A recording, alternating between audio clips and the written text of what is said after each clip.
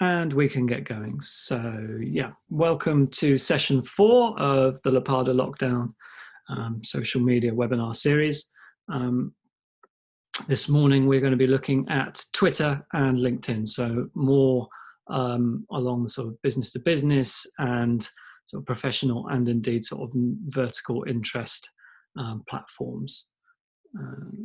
So just want to make sure that's, yeah, you're seeing my screen.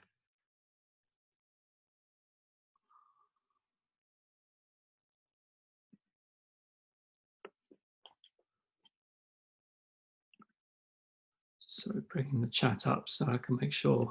Great, thanks, Laura. Okay, so I'm sure you're very familiar with the anatomy of Twitter. If you're not, there are some very sort of useful kind of more basic how-to guides on how to set up. Your Twitter's sort of changed a lot in the sort of 12, 13 years that lots of people, me included, have been using it. In particular, it's sort of suffered from some of those sort of more negative, kind of polarizing tendencies, particularly around the dreaded Brexit, and indeed, you know, these days around subjects like joggers versus walkers on pavements.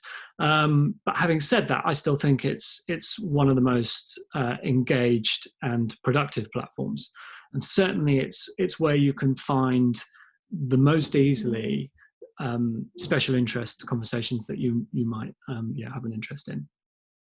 So yeah, that might well extend to people with a keen or professional interest in antiques, you know, or art, you know, for purchasing, or indeed just for viewing, as I'm sure you know you've experienced. So the anatomy of it, obviously, as you can see, you know, your home profile, which actually now is algorithm driven, has been for a couple of years.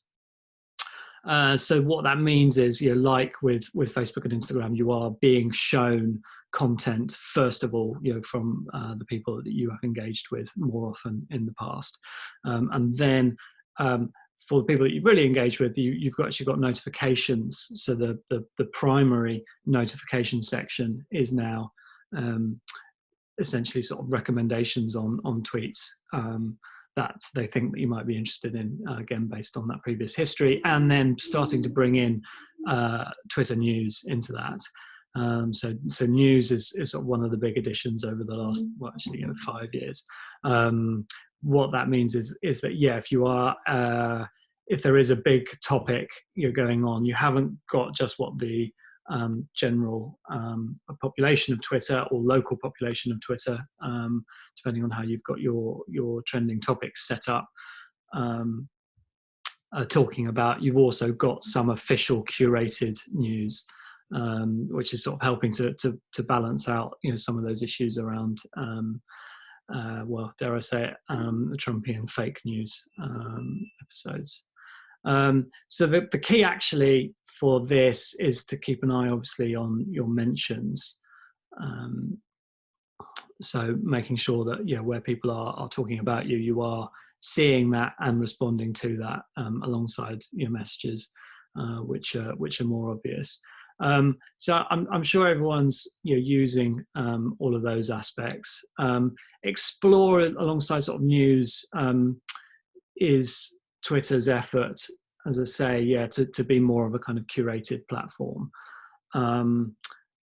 I don't worry too much about this section. Yes, okay, if you're able to get kind of included in mainstream news coverage, you know, or very big trending topics, then you might be featuring on here for people.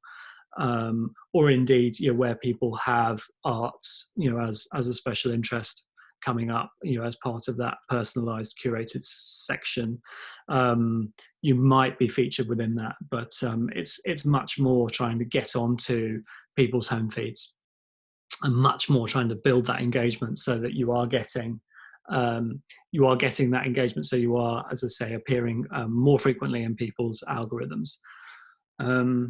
in order to do that, obviously you want to make sure that you are tagging people appropriately. So making sure that if you're not entirely sure of their handle, you're searching for it to make sure that it's coming up appropriately, because it's very easy to tag people incorrectly. I could have just thought it was LAPADA on its own, and then I would have been including Lawrence Padstone in my tweet instead.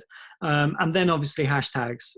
So hashtag browsing doesn't happen quite so much on Twitter as on Instagram, but what you do see is a lot of searches, and obviously where people are looking for topics that are either of specific interest to you locally, geographically, locally to you in time, like what's happening in Holloway right now, or indeed local to a sort of specific interest area, then actually searching around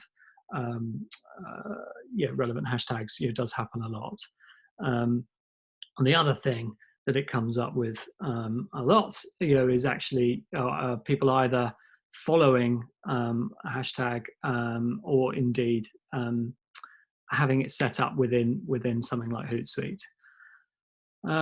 We don't actually use Hootsuite or TweetDeck anymore ourselves, because the bigger kind of social listening platforms you tend to have this kind of dashboard integrated into their setup, along with more powerful keyword searches and so on. But if you are not wanting to shell out your hundreds, potentially thousands or £2,000 a month for that full listening software, actually something like Hootsuite, even just on the free option, or they have a low level business option for I think £20 a month or something, is really worth doing, because it just allows you to lay out your Twitter ecosystem in a much more user-friendly way, and means you're not having to sort of click around or set up new searches.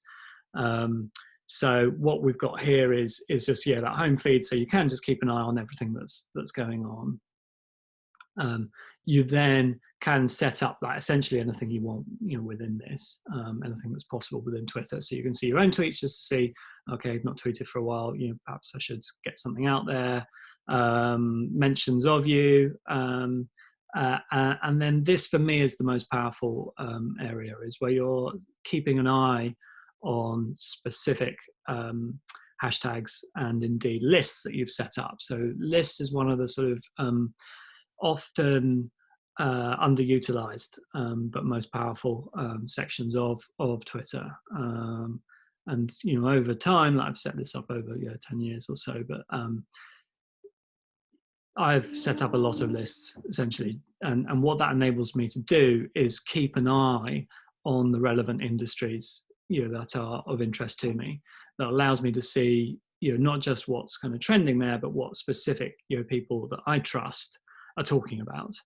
And then I've just pulled that in, so if you see, you can add a stream on the right hand side here, and then it gives you a selection of options here. But you can have lists here, as I say, or indeed you can just set up searches. So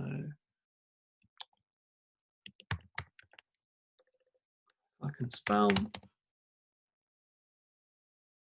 Interesting that it's all Japanese kanji coming up there first.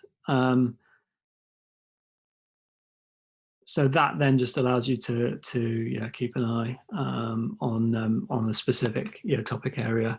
As I say, like that would still be too broad, so it might be that you want to find a more specific hashtag to be following, that's more pertinent to your specific activities.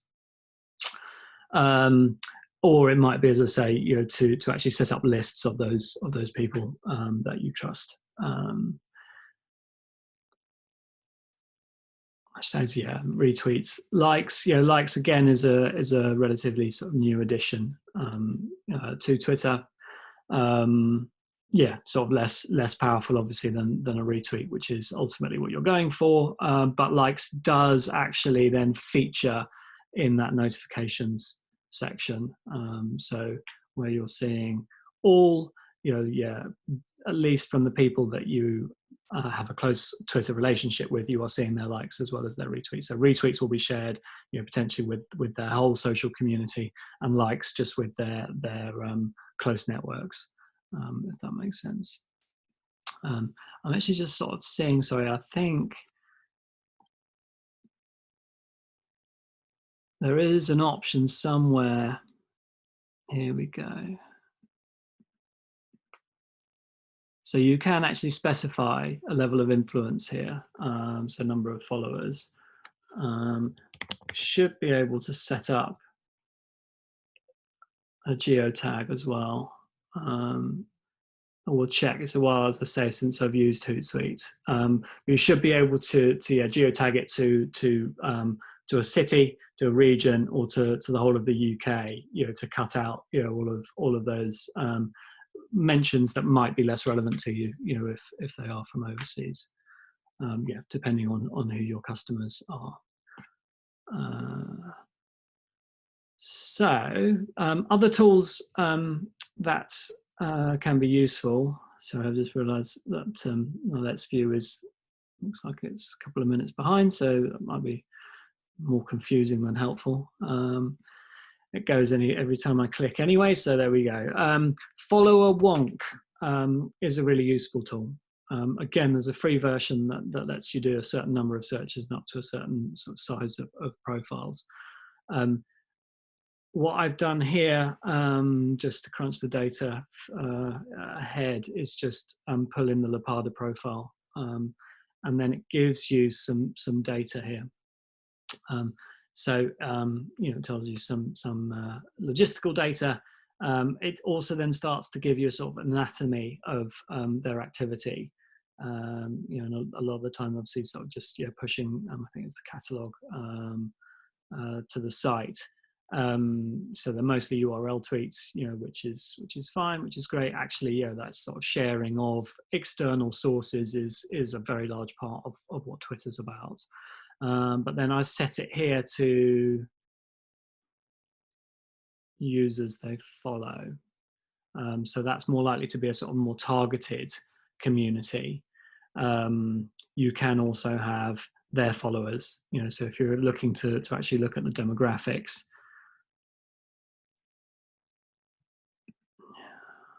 So say it might take a time to crunch that data. So anyway, you can switch between those two options. If you're looking to build your community, then looking at the demographics of your actual followers is good. If you are looking at sort of more specific influence and who that industry industry network might be, then might be users they follow. This then actually just takes a sample, so it's taking 10% in this case, and then it tells you who they are and what they're doing. So as you'd expect, majority are in the UK, but significant minority in the US. Probably Gillian and co, you're well aware of that, but just interesting to know that you are having that influence across the pond. And indeed in sort of certain other parts of the world.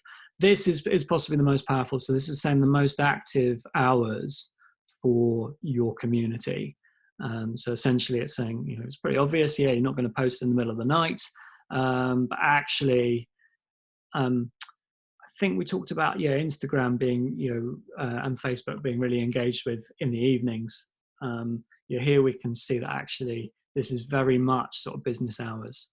And with little spikes, actually early lunchtime, don't know what that says, but early lunchtime, 3 o'clock tea break is quite common, and 5 o'clock, potentially sort of, if you're lucky, winding down for the day. So those are the spikes, particularly that 5 o'clock spike. So if you're scheduling content to go out, then that's a good time to try and hit.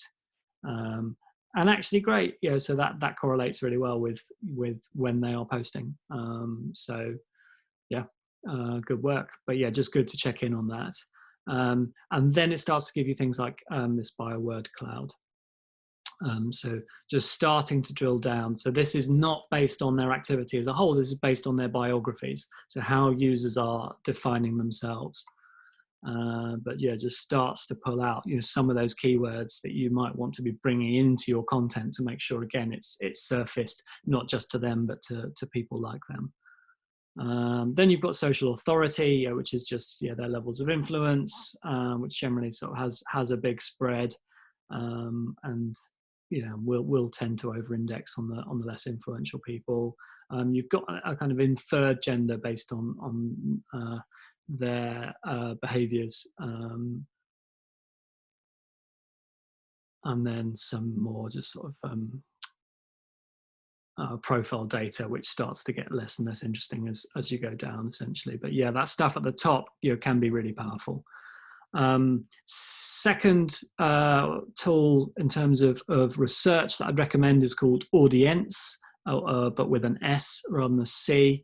So this is actually a report, so you can just do one report a month here. So rather than the actual activity of the followers on this profile, I actually put in all the keywords that this account is interested in. And then again, just starts to give me some demographic information about it. Gives me some brands that I can look at, and then crucially, it starts to give me some influencers. So this can be really useful. We're talking about engaging organically, authentically, influencers relevant to your space, and this is a good place to start kind of harvesting them, dare I say. So if we go in there, it should give us some more information about that. So it starts to give us some size information, and then uniqueness is just how their content differs to everyone else's. So you can see if someone's posting very, very original content, or indeed, like most of these seem to be very similar, so potentially that's not useful for this account. Obviously, these top influencers in this area, which is a sporting area essentially, are very large. You will be trying to get probably somewhere around the magic middle, as we call it. So 20,000, 30,000, 50,000, you're probably topping out at 100,000.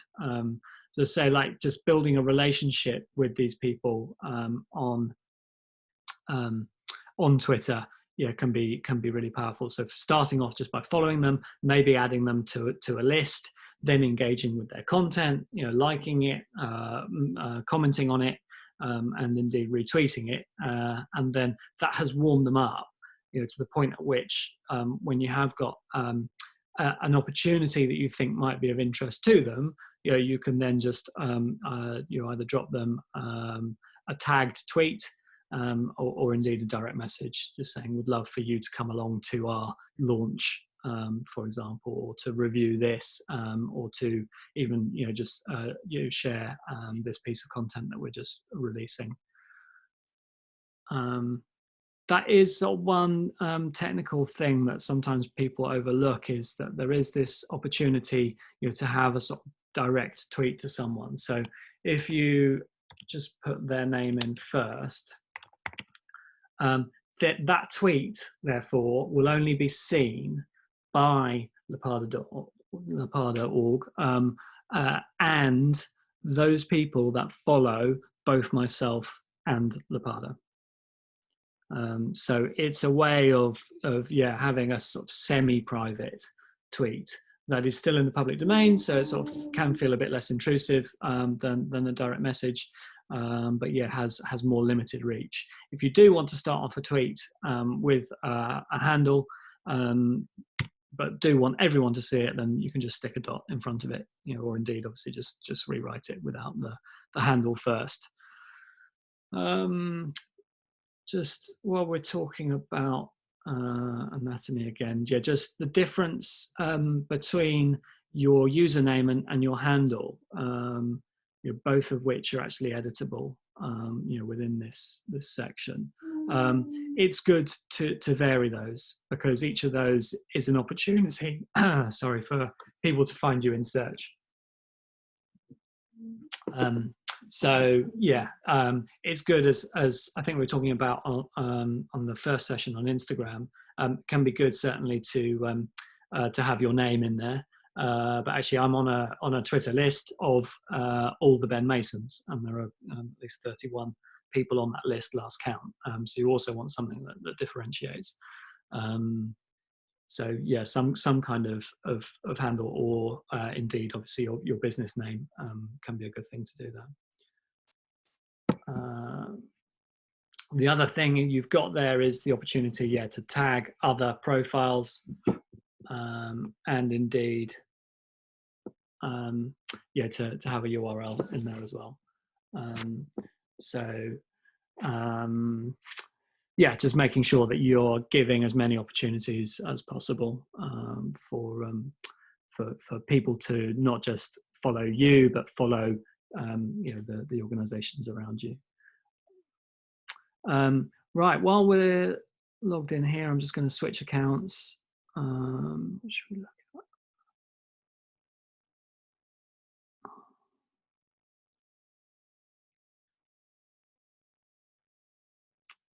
So yeah, now we're back in Learning with Experts. And it's really annoying where they put that toolbar. The other thing that you want to keep an eye on, and is actually housed under a different domain, is analytics for Twitter. The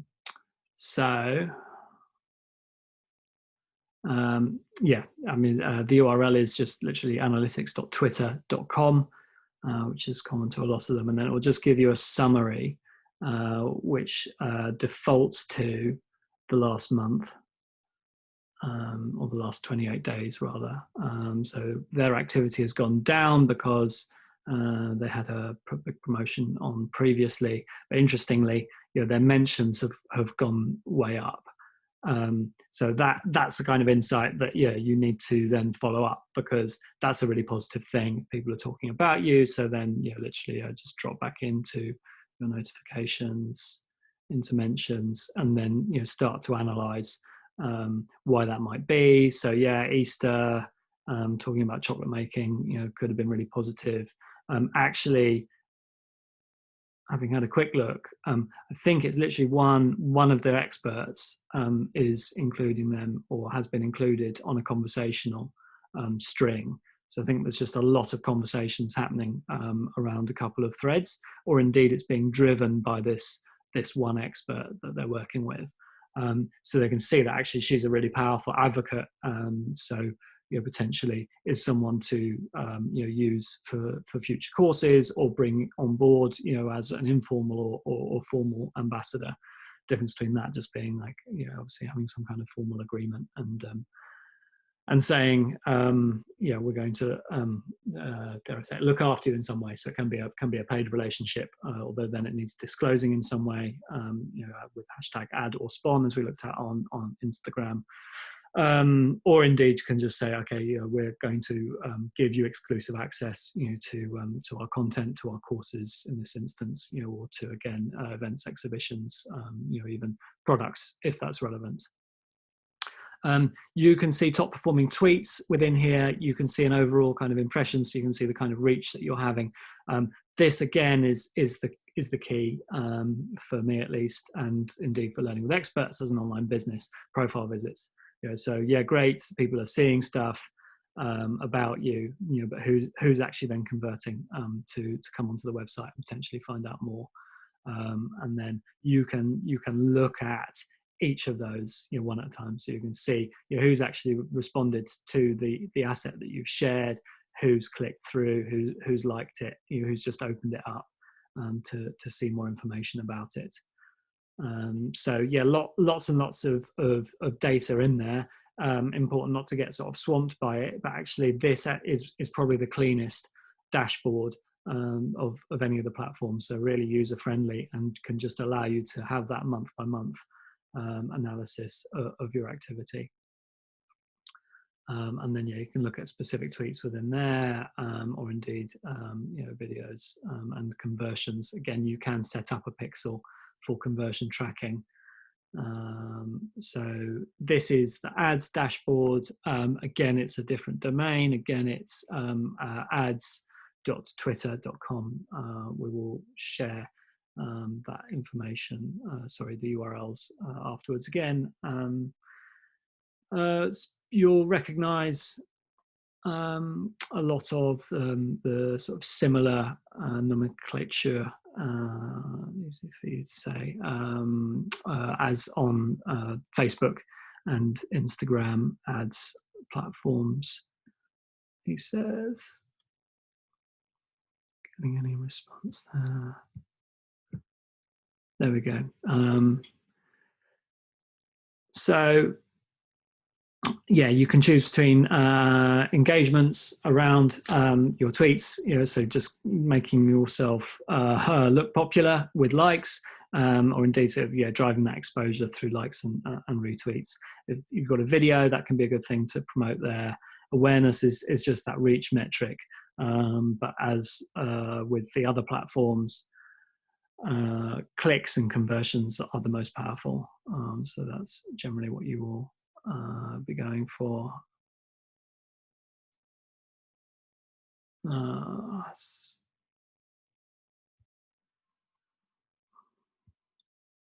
Sorry, it's not letting me do what I want to do live. It's telling me I've got a poor connection. Hopefully that's not affecting the broadcast. If it is.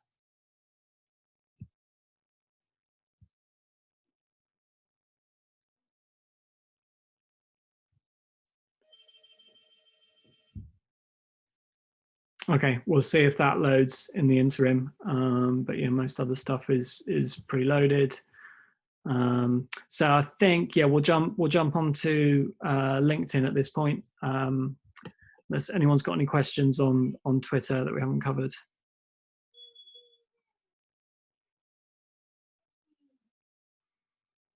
So it's the postman at the door, if you can hear that in the background. Okay, so yeah, we'll move on to LinkedIn now.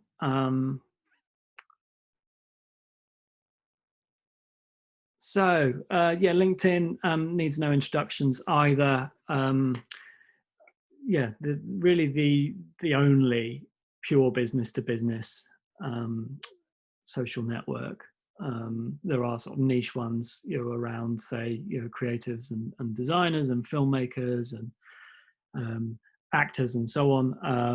But if you're talking about kind of cross industry, business to business networking, then LinkedIn is the dominant one, and actually has, I think it's 28 million users in the UK. So you're actually a very large percentage of UK professionals, and indeed global, have a presence on here. They have absorbed over the years a lot of the functionality of the other platforms. Just as sort of Facebook has borrowed and stolen from a lot of startup apps and smaller, more niche tools, and indeed bought the biggest ones directly.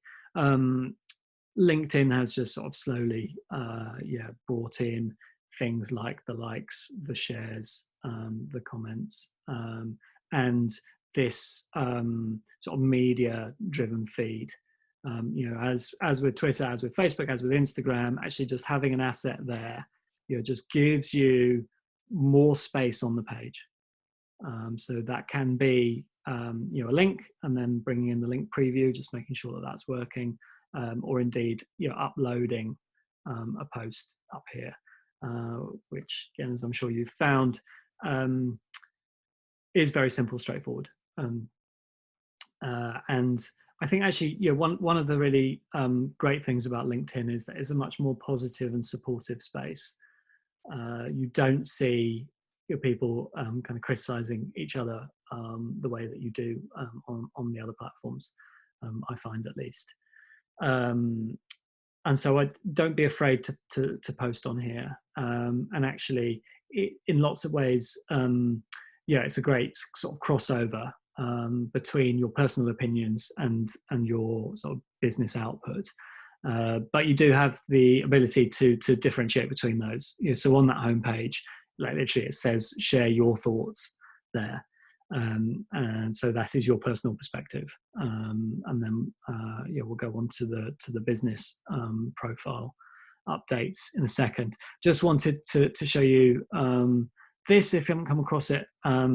So this is used to be a different feature called Pulse, and used to be invite only. And essentially they've now opened it out to everyone and integrated it with the main feed. This is your opportunity, if you don't have a full blog on your website, to actually write a sort of halfway house post between a normal social update and the blog. So if you have got sort of something a bit deeper to say, this is a really good way of doing it, because it will allow you to craft something that looks better, that looks very professional, and that goes deeper. So this is really good for credibility and authority building, particularly where you have a very specific special interest area of expertise to talk about. So yeah, I encourage you to get involved here. Again, it's laid out very simply. So you have got some more formatting options. You've got the option to bring in a headline sort of cover image there. Then that will broadcast to your feed, but linking back to the full post. So that's a really powerful thing to do, and something I would advise. And again, sort of just mixing up between those personal updates and updates from the company itself. So this is the company profile, which you get to literally just by searching, and here you have the option just to, again, well, actually it says share your thoughts there as well, but that's the actual official sort of company posts coming through. Looks and feels very similar, obviously, to the personal updates, and that's deliberate again, so they do sort of integrate very well on that home feed. But yeah, just bringing in that media, as I say, bringing in hashtags is actually really important. Hashtags, critical, as I said, within Twitter. And actually that's one tool that we didn't look at, just very quickly, just to reference, is Hashtagify. So that's likely to be one of your questions, actually. Has Instagram as well now, great. So you can search around any hashtag on here. So I was just looking for who was talking around stay safe, and actually stay home was the biggest one. It's followed by stay at home. I would hesitate. So Twitter, you don't want to be overloading your posts with too many hashtags because it feels a bit spammy. So I would choose stay home here at that point. But potentially then, COVID-19 is obviously a sort of persistently strong hashtag at the moment. It's important not to bandwagon these hashtags. So it's important to only use COVID-19 if you are talking about something that's very specifically relevant to COVID-19 or your response as a person or as a business to it.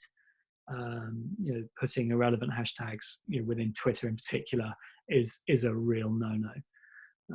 As I say, sort of 2 or 3 on Twitter is ideal. Within LinkedIn, you can actually go back to putting a few more. Online learning, baking and bread. So there's actually just a handful there. I would go sort of as far as 5 or 6. Within LinkedIn, because again there is the option to follow hashtags as well, so which you can get to from the homepage. There we go. So followed hashtags, you can see some of the ones that I'm following there, and then literally you can discover more or add at that point. So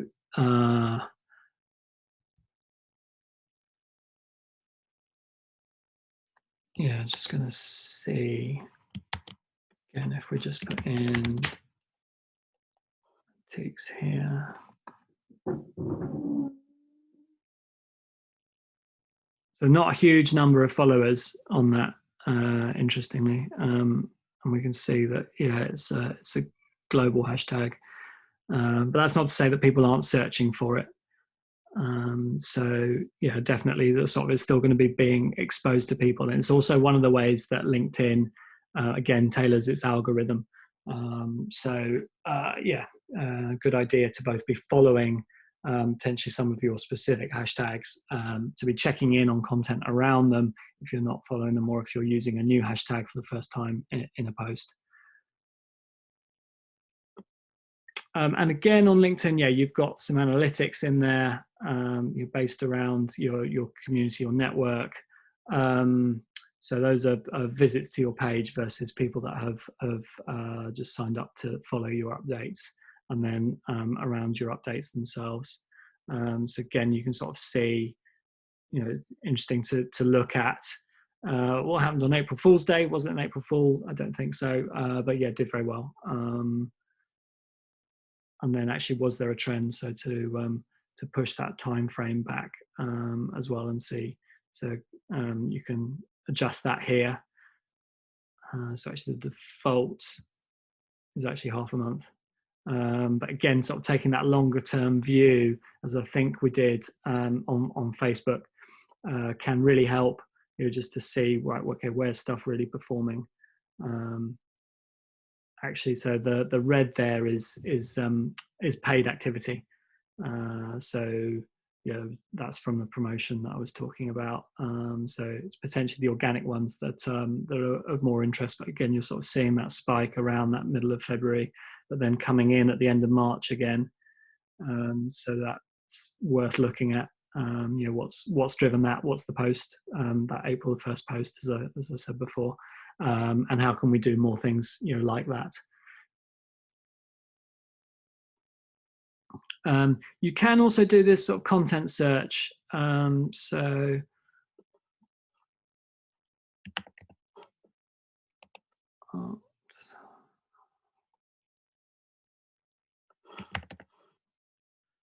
fine art in the UK. And then this is where LinkedIn starts to get quite interesting, is that option to start sort of tailoring your searches, and when we come on to it in a minute, any promoted posts that you're doing by level of person.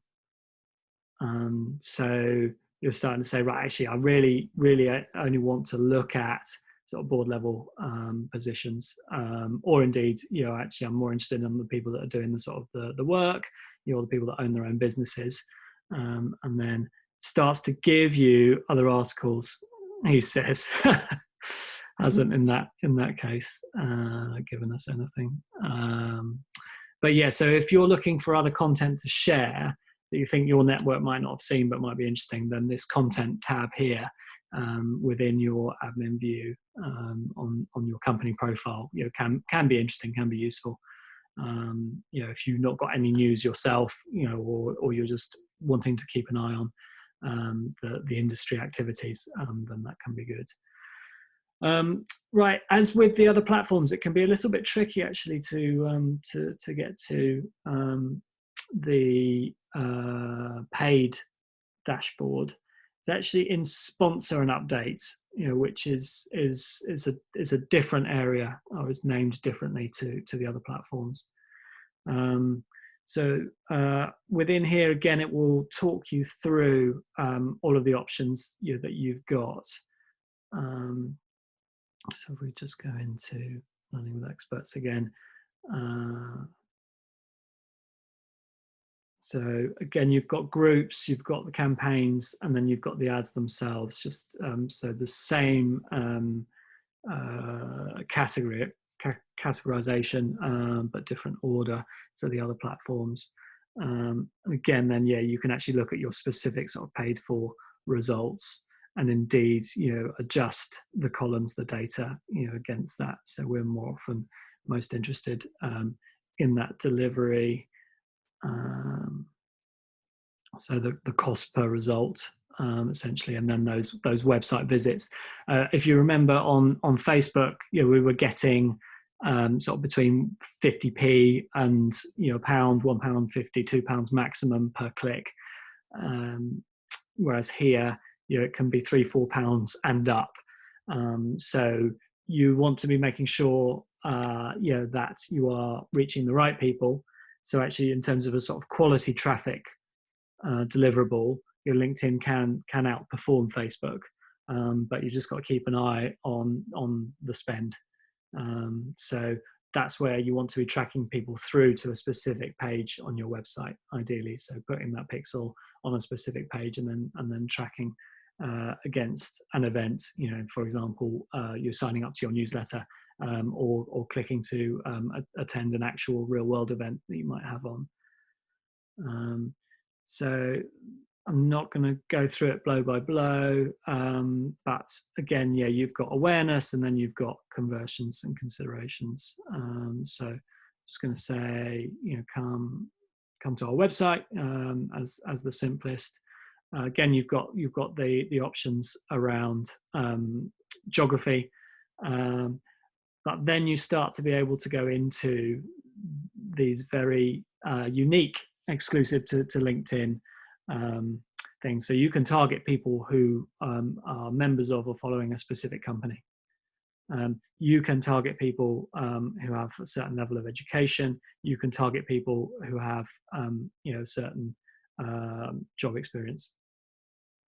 So you can go into functions or level of seniorities, or indeed titles.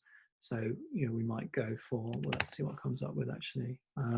So it will help you. It will tell you the way that it categorizes them. So you might say, actually, we're interested in art specialists, fine art specialists, art consultants. And that might be it. Don't know. And then it gives you that immediate reach on the right hand side. So while you might not be getting such efficiencies in terms of your cost per click, actually your pool sizes are likely to be much smaller. And then you have the option to narrow that down further. So you can start looking at things like demographics. If you do have specific ages and genders in this experience, and then in particular in interests and traits. So people that contribute a lot, for example, LinkedIn, more likely to engage. People who are looking for jobs, if that's what you're promoting. Travelers, probably not so relevant to you guys. Interest areas here, very relevant. So arts and entertainment. And then you can click through and find specific. So it might just be the design and visual arts in that instance. And so you can keep on narrowing that down, and you can do that, as I say, by job title, by job industry, by company, as well as the interest areas that these people are following, which again is where those hashtags can come in. So this, you can get incredibly targeted. So this is where you can do things that are very powerful in terms of putting very specific content and messaging in front of tailored audiences. The assets, the media, are quite similar. And again, LinkedIn has that audience network, so it has a partner of other B2B sites that you can reach. So say, you can, if you can set up that pixel for LinkedIn on your website as well, and say on the confirmation of add to cart page, then that's even more powerful and allows you to then optimize against that activity as well. Testing this out is a really important thing to do, as with all platforms. But you can set a 30-day spend and then adjust it as you go. You can adjust it or turn it off at any time. URL for that is actually within LinkedIn domain, but /campaign manager. But again, I will share that. and we got to it within the settings. So yeah, the only thing that I think I missed out was that groups. So groups, as we looked at within Facebook, have a lot more exposure to their members. So if I look at something like social media advertising, for example, people posting within this group, are likely to have that shown to other, at least active members, of that group, as well as being displayed, within the group page itself.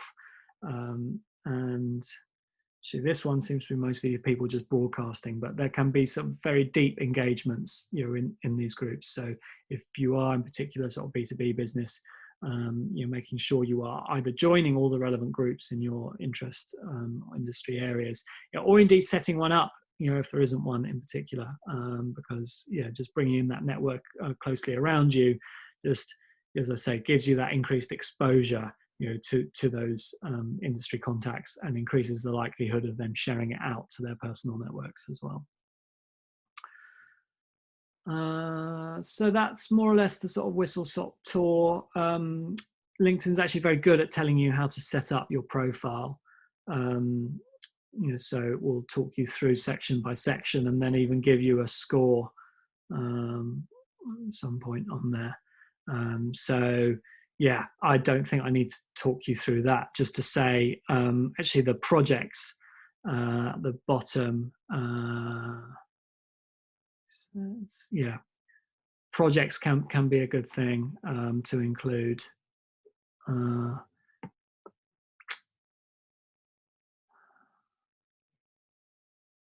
Yeah, they used to have more visibility, actually.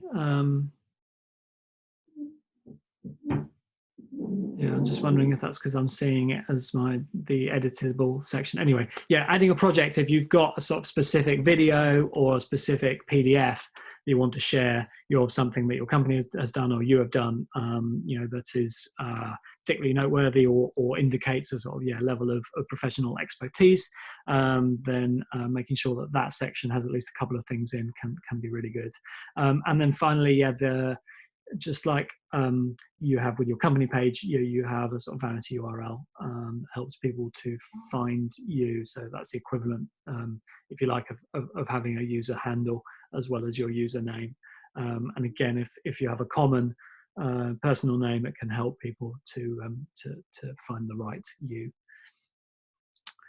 Okay, let me just check my notes.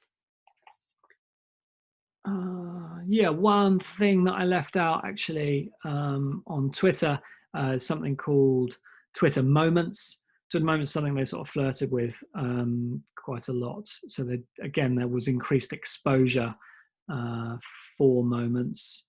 Let's just draft ones for learning with experts. So let's drop into Tom Sawyer.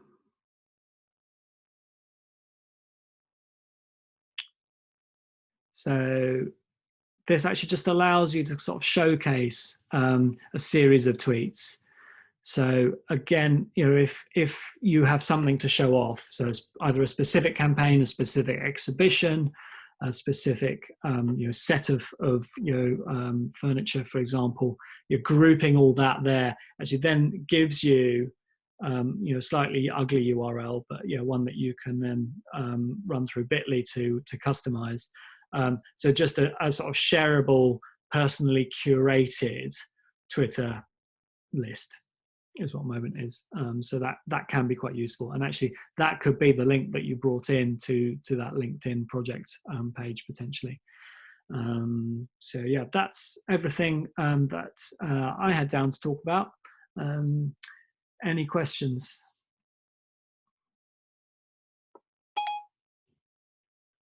Jack? From you, Siri, thank you.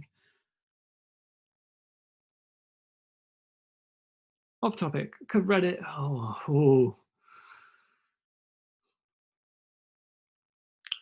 So question, could Reddit become a viable platform for promoting your business? Would it be worth putting something up just to cover it and test the water? Yes, potentially. So Reddit is the sort of the sort of playground of the internet in lots of ways. It's where a lot of again, niche content, but entertainment content gets shared. It's a very unforgiving platform.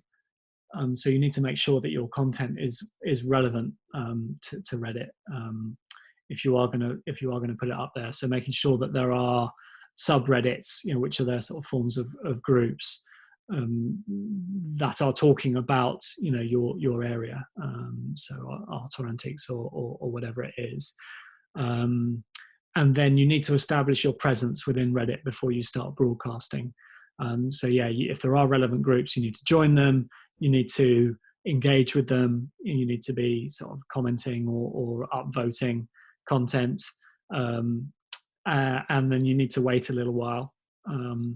But if you can get something successfully posted within Reddit and get good engagement on it, then yeah, it's one of your sort of best hopes these days of going viral, of getting sort of a massively increased exposure on something.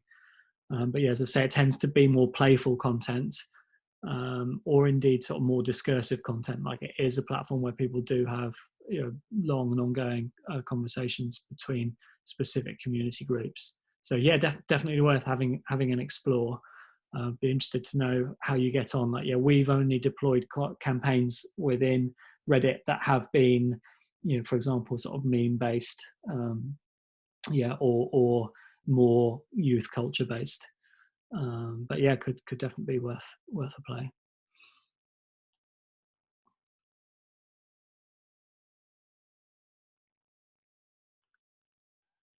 Anything else from everybody?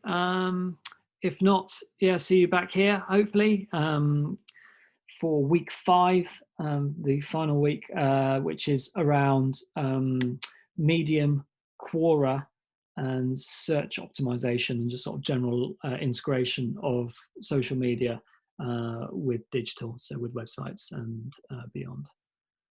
Thanks very much for your time. Yeah, I hope stuff is going well for you in lockdown. And yeah, hopefully I'll have my webcam fixed by next week. So wish me luck on that. Thanks very much. Have a good week.